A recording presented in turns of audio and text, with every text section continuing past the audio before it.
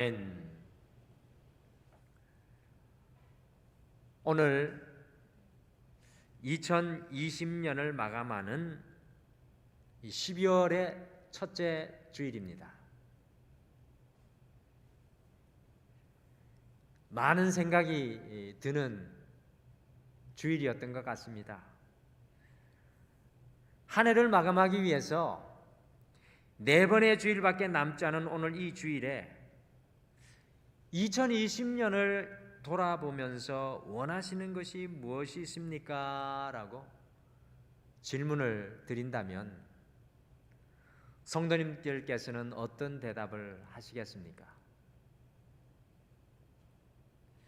제가 성도님들께서 어떤 대답을 하실까 생각할 때 제 마음속에 이런 말들이 들려왔습니다. 마스크를 벗고 싶어요. 자유롭게 서로의 얼굴을 보면서 악수하고 싶어요. 마음 놓고 거리를 활보하며 사람들을 만나고 싶어요. 코로나19의 3차 유행으로 인하여서 어제 저녁 9시 이후 이 서울의 밤은 올스톱이 되었습니다.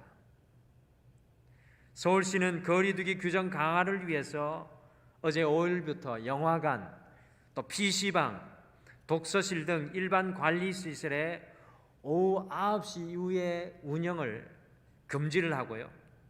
대중교통 야간 운행도 30%를 감축을 하여서 오래전에 사라졌던 통금 아닌 통금이 시행되었습니다. 코로나로 인하여 우리의 삶의 모든 일상에 평화가 깨어졌고요. 곳곳에 이 불안과 두려움만이 도사리고 있는 것을 여전히 보여주는 삶의 모습인 것 같습니다. 우리의 일상의 평화를 송두리째 빼앗긴 지금 일상의 평화가 얼마나 소중한 것인지 가슴 절절히 깨닫게 되는 한 해의 마지막 달 첫 주입니다. 고대 로마 귀족 베게티우스가 평화를 원하거든 전쟁을 준비하라는 아이러니한 말이 이 코로나로 인하여서 치열하게 바이러스와 전쟁을 하고 있는 우리에게 너무나도 잘 공감이 되는 말입니다.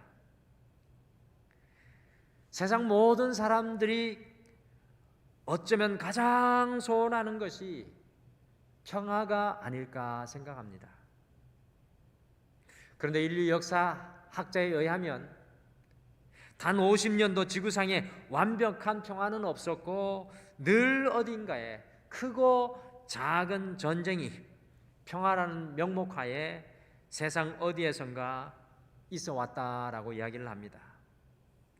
과거 역사를 돌아보면 우리는 냉전 시대가 끝나면 평화가 올 줄 알았는데 그렇지 않았습니다. 또한 사람들을 교육시키면 전쟁의 문제가 해결될 줄 알고 르네상스를 거치면서 수많은 인텔리들을 양성해내었는데 놀랍게도 이 인텔리로 구성된 유럽 국가들에 의해서 1, 2차 세계대전이라는 인류 역사상 가장 참혹한 전쟁이 일어났습니다. 1차 세계대전 이후에 미국의 우드로 윌슨 대통령이 국제대화기구를 만들어서 대화를 통해서 전쟁을 막아보려고 했지만 얼마 안 돼요. 2차 세계대전이 또 터지고 말았습니다. 2차 세계대전 이후에 또 대화로 풀려고 유엔을 만들었지만 유엔이 결성되자마자 한국 전쟁이 터지고요. 월남 전쟁이 터지고 중동의 전쟁이 계속해서 일어났습니다. 그렇게 우리 예수님께서 2000년 전에 이 땅에 탄생하실 때 처음 천사들에게 의해 이 선포하신 말씀이 오늘 함께 읽으신 누가복음 2장 14절인 지극히 높은 곳에서는 하나님께 영광이요 땅에서는 하나님이 기뻐하시는 사람들 중에 평화로다 라고 하였습니다. 그리고 또 동일하게 우리 예수님께서 이 땅의 사역을 다 마치시고 마지막 십자가에 달리시기 직전에 요한복음 14장 27절에 평안을 너희에게 끼치노니 곧 나의 평안을 너희에게 주노라. 내가 너희에게 주는 것은 세상이 주는 것과 같지 아니하리라고 말씀하셨습니다. 그래서 스테와르트라는 신앙인은요, 예수님은 이 세상에 재물과 소유들을 남기신 것이 아니라 평화를 잃어버린 사람들에게 당신의 평화를 남기셨고, 세상을 향한 예수님의 마지막 뜻과 유언이 바로 평화였다라고 고백을 하였습니다. 예수님이 이 땅에 처음 발을 내디뎠을 때 던진 두 마디가 평화였고요, 십자가의 마지막 직전에 남겨놓으신 말 또한 평화라는 단어였습니다.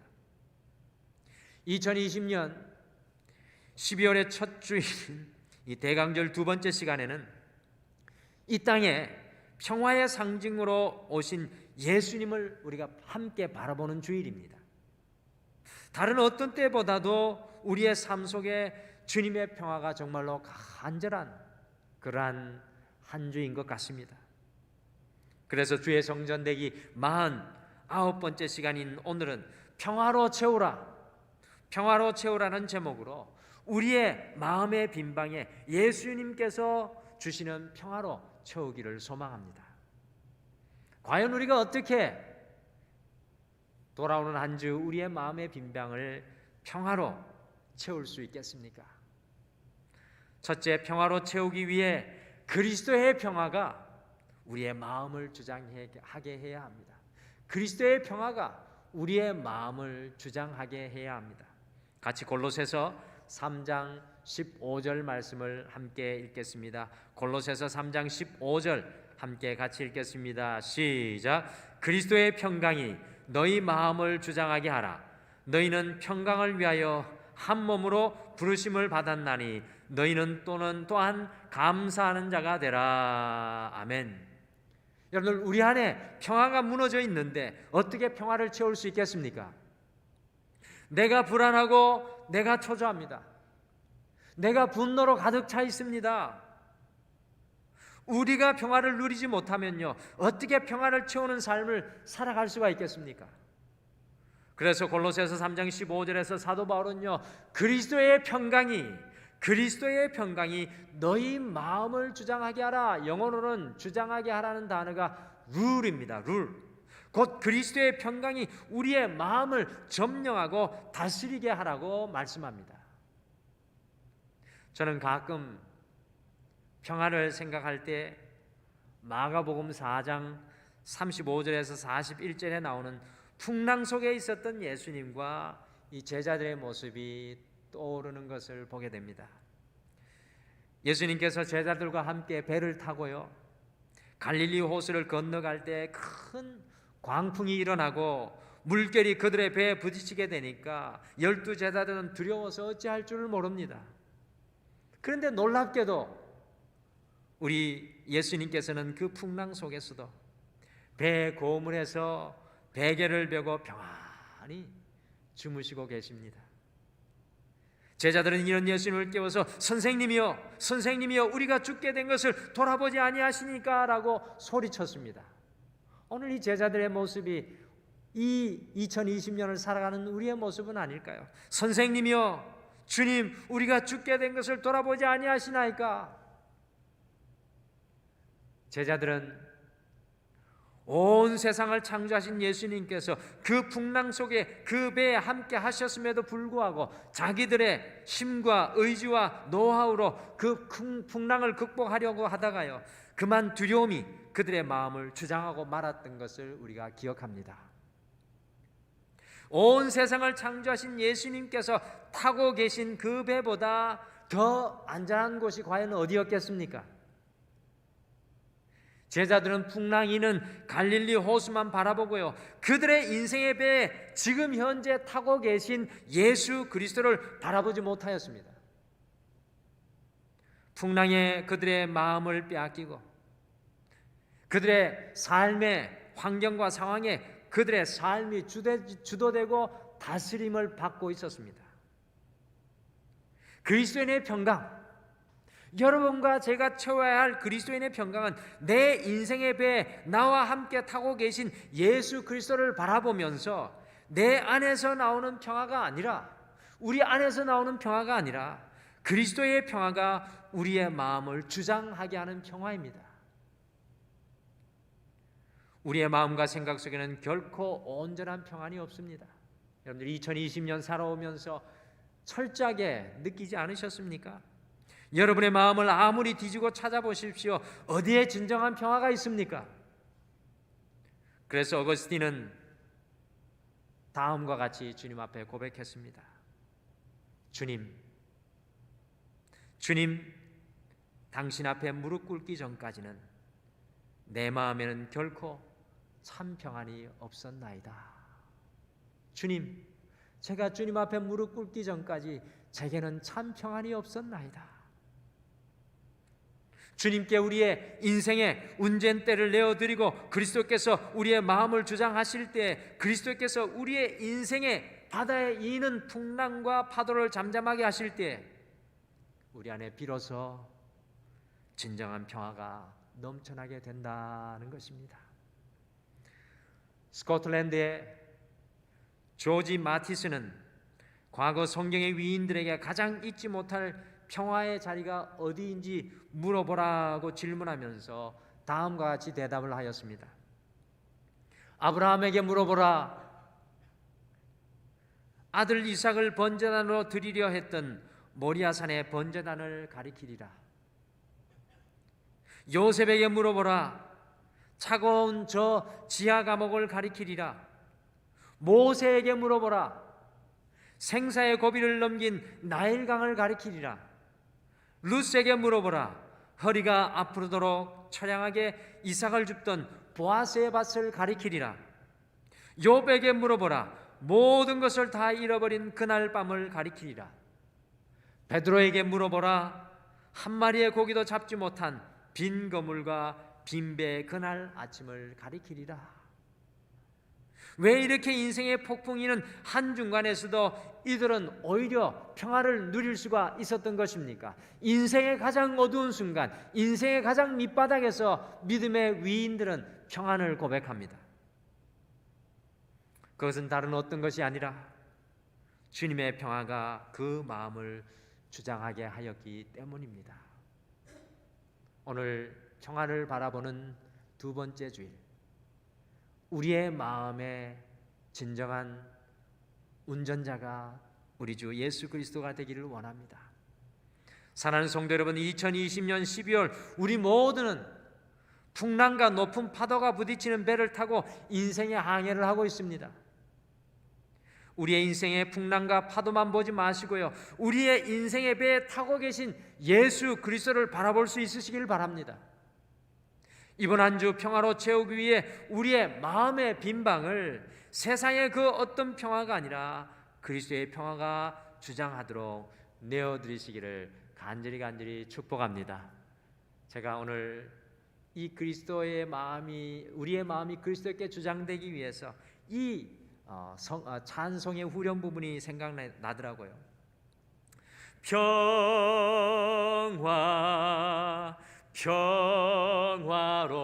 평화로다 하늘 위에서 내려오네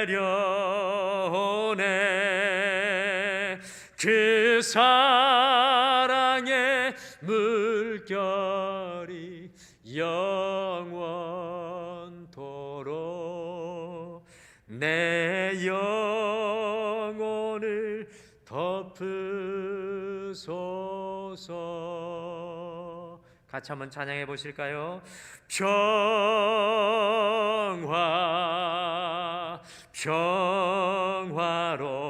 평화로다 하늘 위에서 내려오네 그 사랑의 물결이 영원토록 내 영혼을 덮으소서.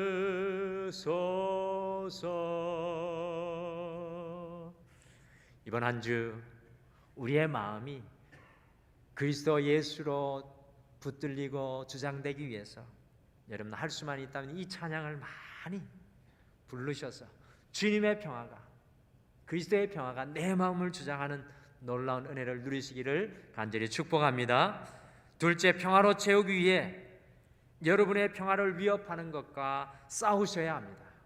여러분의 현재의 평화를 빼앗아가는 것, 흔들어 놓는 것과 싸우셔야 합니다.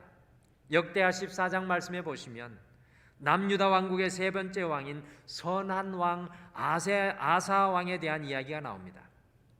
이 아사 왕이 10년 동안 남유다 왕국을 다스렸는데요, 평화가 남유다에 가득 채워지는 놀라운 역사가 일어납니다. 여러분들, 그 이유가 무엇이었겠습니까? 같이 역대하 14장 3절과 5절, 역대하 14장 3절과 5절에 그 이유가 있습니다. 같이 함께 읽겠습니다. 시작. 이방 제단과 산당을 없애고 주상을 깨뜨리며 아세라상을 짓고 또 유다 모든 성읍에서 산당과 태양상을 없애매 나라가 그 앞에서 평안함을 누리니라. 아멘. 이 아사왕은 특별히 남유다의 평화를 위협하였던 모든 우상을 없애면서 남유다의 평화를 위협하는 우상들과 싸웠던 왕입니다. 그리할 때 하나님께서 아사왕이 다스리는 여러 날 동안에 그곳에 전쟁이 없게 하시고 평화를 주셨습니다. 우리 삶 속에 평화로 채우기 위해서 우리의 평화를 위협하는 것과 싸워야 합니다. AD 391년 로마에서 이 열광의 도가니가 매일마다 콜로세움 경기장에 가득 채워졌습니다. 그 당시에는 한 편의 검투사가 이기면 다른 편의 검투사는 죽는 것이었습니다. 그때 사람들의 마음이 얼마나 강팍하면요, 이 검투사가 상대의 심장을 찔러 죽여서 선열이 낭자한 것을 보고 온 로마 시내가 열광에 또 열광을 하였습니다. 이 무시무시한 참극이 경기로 로마에서 매일마다 계속해서 벌어졌습니다. 어느 날 텔레마토스라는 수도사가요, 기도하는 중에 로마로 가라는 음성을 듣고 로마로 향하였습니다. 제일 처음 눈에 들어온 것이 바로 이 검투 경기였습니다. 선열이 낭자한 야망적인 그 모습을 더 이상 두고 볼 수가 없었습니다. 그래서 기도하며 외쳤습니다. 예수 그리스도의 이름으로 명하노니 그 시합을 멈추어라. 그 자리에 황제도 있었고 수많은 관객들이 다 있었는데 그 모습을 보고 비웃었습니다. 그러니까 이 연약한 수도사가 경기장 안으로 들어가서 예수 그리스도의 이름으로 명하노니 당장 멈춰라고 외쳤습니다. 이 모습을 보고 모든 사람들과 관객들이 웃었습니다. 수도사로 검투 경기가 방해가 되니까 시합을 진행시키는 한 지휘관이 그를 급기야는 죽이라고 명령을 했습니다. 그래서 검투사가 칼로 그를 찔렀는데 마지막 순간, 숨이 끊어지는 순간까지 텔레마토스는 예수 그리스도의 이름으로 명하노니 멈추어라를 끝까지 외치다가 숨이 끊어졌다고 합니다. 그 순간 성령님께서 그 장례에 임하셨습니다. 갑자기 그 장례가 숙연하여지더니 황제 호놀릴리스가 조용히 일어나 콜로세움을 떠났고요, 관중들이 고개를 숙이고 그 경기장을 나갔고 마지막으로 검투사들도 고개를 숙이고 경기장을 떠났다고 합니다. 그의 AD 391년 그 이후로 사람을 죽이는 검투 경기는 로마에서 한 번도 일어나지 않았습니다. 그것은 데모로 된 것도 아니고요, 인권운동으로 된 것도 아닙니다. 한 사람이 예수 이름으로 명하노니 멈추라고 마지막 숨이 끊어질 때까지 평화를 위한 싸움을 하였을 때 로마의 악습이 그 자리에서 끊어지게 되었습니다. 사랑하는 성도 여러분, 우리 삶과 우리 가정의 평화를 위협하는 것은 과연 무엇입니까? 평화이신 우리 예수 그리스도를 바라보며 던져야 될 두 번째 질문이 바로 그것입니다. 그것이 경제적인 문제입니까? 관계의 문제입니까? 건강의 문제입니까? 불신앙의 문제입니까? 우리의 삶 속에 이 평화로 채우기 위해 여러분의 평화를 위협하는 것과 기도로, 이 말씀으로, 예배로, 사랑으로 싸우시기를 바랍니다. 주님의 평화로 우리의 삶을 채우기 위해 평화를 누리지 못하게 하는 것과 영적인 전쟁을 선포해야 합니다. 저는 여러분에게 도전합니다. 2020년 이 첫 주간 여러분의 평화를 위협하고 빼앗아가는 것에 영적인 전투를 선포하십시오. 그리하여 우리의 삶 속 이곳저곳에 숨어 평화롭지 못하게 하는 모든 마음의 돌들과 장애물들을 다 골라내시기를 간절히 축복합니다. 마지막으로 평화로 채우기 위해 화평케 하는 사람이 되어야 합니다. 평화로 채우기 위해 화평케 하는 사람이 되어야 합니다. 우리 마태복음 5장 9절을 함께 읽겠습니다. 마태복음 5장 9절 같이 읽겠습니다. 시작. 화평하게 하는 자는 복이 있나니 그들이 하나님의 아들이라 일컬음을 받을 것이며. 아멘. 이 화평케 하는 자라는 말은 평화라는 에이레네와 포이에오, 곧 만들다라는 단어가 합쳐져서 평화를 만드는 자라는 뜻입니다. 다시 말해서 이 화평케 하는 자는 단순히 평화를 사랑하는 사람, 좋아하는 사람이 아니라 평화를 위해서 자신을 희생하고 노력하는 사람입니다. 그리스도인의 사명은 이 땅 가운데 평화를 만들어 가는 것입니다. 평화를 싫어하시는 분들이 있습니까? 다 평화를 좋아합니다. 하지만 평화를 위해서 자신을 희생하는 사람은 많지가 않습니다. 에베소서 2장 14절 말씀, 우리 주님께서 이 땅에 평화를 세우기 위해서 무엇을 하셨는지 함께 읽겠습니다. 에베소서 2장 14절 말씀 같이 읽겠습니다. 시작. 그는 우리의 화평이신지라 둘로 하나를 만드사 원수된 것 곧 중간에 막힌 담을 자기 육체로 허시고. 아멘. 예수님께서는 하나님과 우리 사이에 가로막힌 담을 허시기 위해서 십자가 위에서 화목제물이 되어서 희생하셨습니다. 우리 예수님의 십자가는 평화를 이루기 위한 헌신의 모델입니다. 십자가는 아름다운 장식이 아니라 깨어진 평화 속에 담으로 쌓인 곳에 단절된 그곳에 하나님의 하나됨을, 평화를 이루기 위한 우리 주 예수 그리스도의 희생이셨습니다. 언제나 깨어진 가정과 공동체 속에 평화가 이루어지려면 누군가 십자가를 지는 희생을 해야 합니다. 너도 살고 나도 살려면 결코 화평이 그곳에 이루어지지 않습니다. 누군가 하나님의 평화에 점령당한 사람이 예수님처럼 십자가를 져야 합니다. 그리스도인의 삶의 모든 곳에 평화를 이루기 위해 십자가를 지는 사람들입니다. 희생의 삶을 통해 평화가 채워집니다. 우리의 희생을 통해 우리의 가정에 평화가 채워지고 우리의 자녀들 마음속에 평화가 채워지는 것입니다. 우리의 가정 속에 믿음의 가장으로, 믿음의 어머니로 십자가를 우리가 먼저 짐으로 주님의 평화를 이번 한 주 채워나가시는 여러분들 되시기를 간절히 축복합니다. 우리 교회 속에 믿음의 사람으로 우리가 먼저 십자가를 짐으로 주님의 평안을 이루어내기를 바랍니다. 우리의 직장 속에 우리가 희생의 십자가를 짐으로 우리 주님의 화평을 만들어내기를 바랍니다. 이 코로나의 상황 속에 우리 등마루교회가 먼저 주님의 십자가를 지고 희생함으로 막힌 담을 흘러내는 역사를 이루기를 바랍니다. 지난 2000년 교회사 속에서 기독교가 범한 최대의 집단적인 범죄가 있었습니다. 아시는 것처럼 예루살렘 성지를 탈환하겠다고 벌인 십자군 전쟁이었습니다. 이 십자군 전쟁이 겉으로는요 성지를 회복하고 하나님의 영광을 회복하자라는 기치로 전쟁을 하러 나갔습니다만 그 내면은 정말 추악한 탐욕과 죄악이 숨어 있었습니다. 예수님께서 결단코 전쟁으로 영광을 회복하시는 분이 아니라 십자가를 통해 평화를 이루시는 분이십니다. 이 오랜 전쟁에 수백 수천의 고아와 미망인이 발생했고요, 수많은 가정들이 깨어졌으며 그리고 국가들이 파멸의 길을 걸었습니다. 그런데 이 어두웠던 시절, 십자군 전쟁이 반드시 실패한다고 예언하였던 한 사람이 있었습니다.